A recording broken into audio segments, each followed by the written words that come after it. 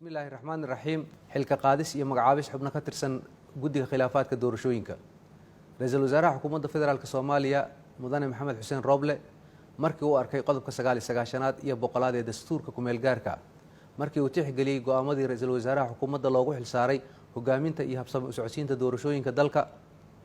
markii uu xaqiiqsaday in xubno kamid ah guddiga xalinta khilaafaadka ay lumiyeen madax bannaanidii guddinimo iyaga oo ku milmay siyaasadda isla markaana baal maray xeer anshaxa doorashada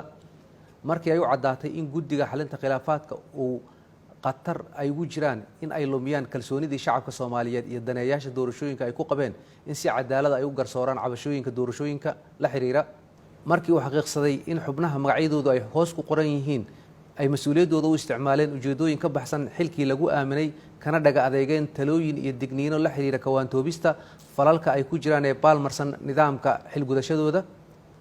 markii uu tixgeliyay halista ay ku keeni karaan ficilada xubnahan doorashada iyo xasiloonida guud ahaan dalka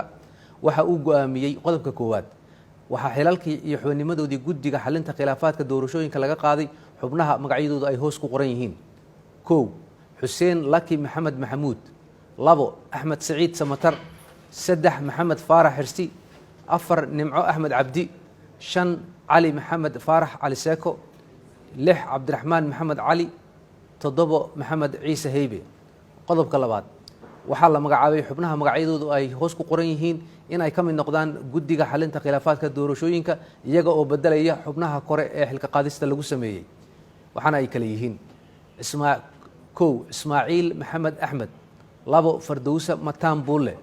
3 Ayaanle Axmed Cabdulle 4 Bashiir Axmed Yuusuf 5 Xasan Axmed Dhicisow